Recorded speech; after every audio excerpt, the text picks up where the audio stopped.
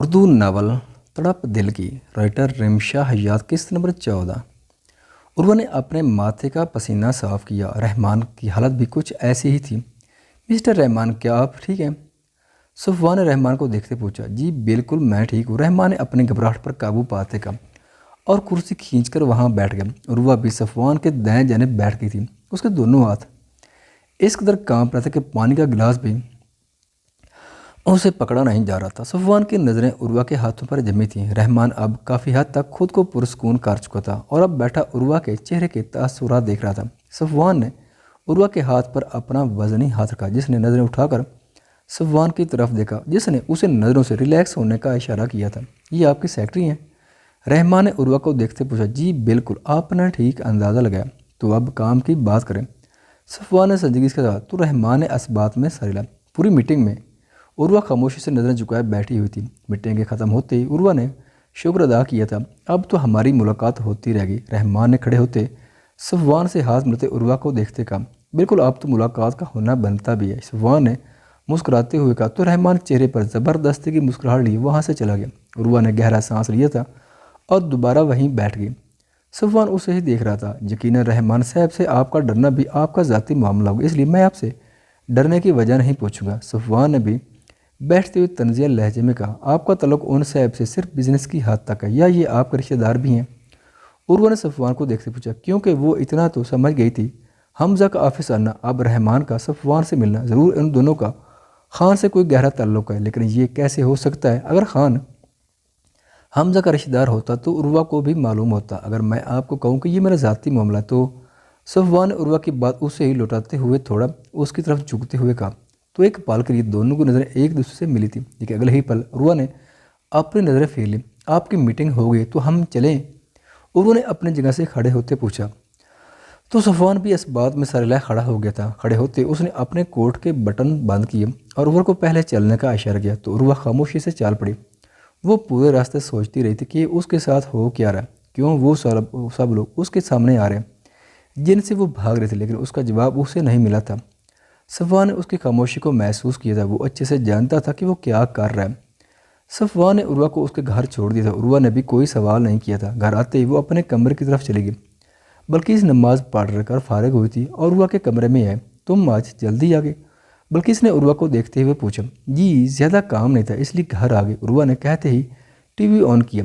اس وقت اس کے دماغ میں بہت سے خیالات چل رہے تھے جن کے بارے میں وہ سوچنا نہیں چاہتی تھی۔ عروہ الماری میں سے کچھ تلاش کرنے لگے جب اس کے کانوں میں جانی پہچانی آواز پڑی تھی۔ اس نے مڑ کر ٹی وی کی طرف دیکھا تو وہاں پر صفوان خان کا انٹرویو چل رہا تھا، لیکن اس نے غور نہیں کیا۔ اس کی ماں کے چہرے پر ایک سایہ سا آ کر گزرا تھا۔ وہ سامنے بیٹھے انسان کو کیسے نہ پہچانتی؟ وہ اچھی طرح جانتی تھی کہ سامنے بیٹھا انسان صفوان خان ہے۔ امی، میں ان کی کمپنی میں کام کرتی ہوں، یہ جاننے مانے بزنس مین ہے، عروہ نے اپنی ماں کو دیکھتے کہا۔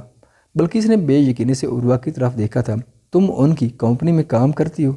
بلقیس نے عروہ کے پاس آتے حیرانگی سے پوچھا۔ جی امی، یہی میرے باس ہیں، عروہ نے عام سے لہجے میں کہا۔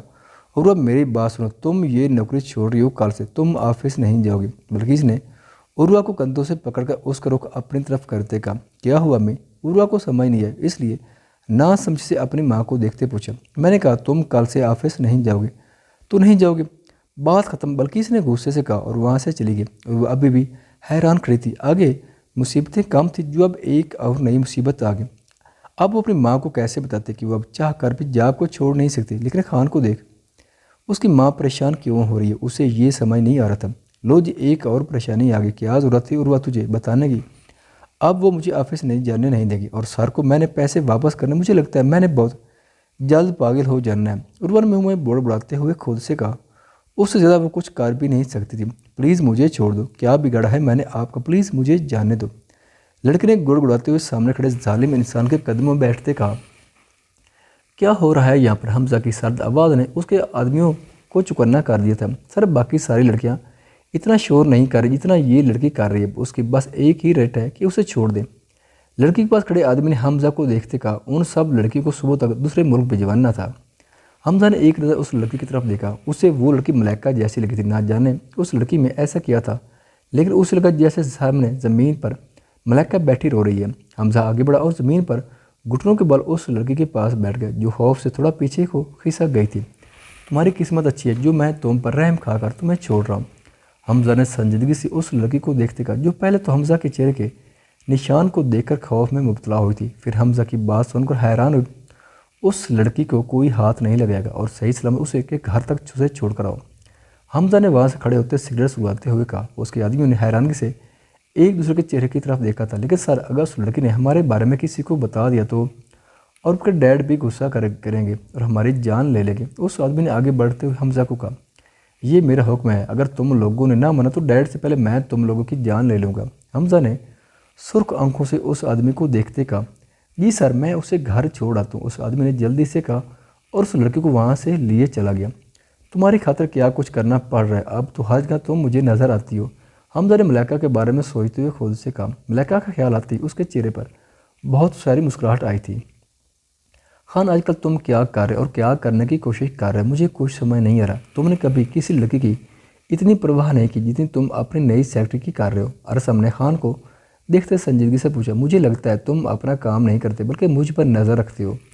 خان نے ارسم کو دیکھتے ہوئے کہا، کچھ ایسا ہی سمجھ لو، لیکن مجھے لگتا ہے تم کچھ بڑا کرنے والے ہو جس میں باقی کا تو پتہ نہیں، لیکن زیادہ نقصان اس لڑکی کا ہوگا جس کے قریب تم آج کل رہتے ہو۔ ارسم نے پرسوچ انداز میں کہا، کیونکہ وہ کافی دنوں سے نوٹ کر رہا تھا کہ خان کچھ زیادہ ہی اس لڑکی کی پرواہ کر رہا ہے۔ وہ تو کبھی سیدھے منہ اپنے سیکرٹری سے بات بھی نہیں کرتا تھا، لیکن اب تو یہ خان اسے الگ ہی لگ رہا تھا یا خطرناک لگ رہا تھا۔ یہ بھی کہا جا سکتا ہے، ضروری نہیں کہ میں اس کا نقصان ہی کروں، فائدہ بھی کر سکتا ہوں۔ خان نے تمسکرانہ انداز میں کہا، خان تم نے ایسا کیا کیا جو وہ لڑکی تمہاری سیکرٹری بننے کے لیے تیار ہو گئی؟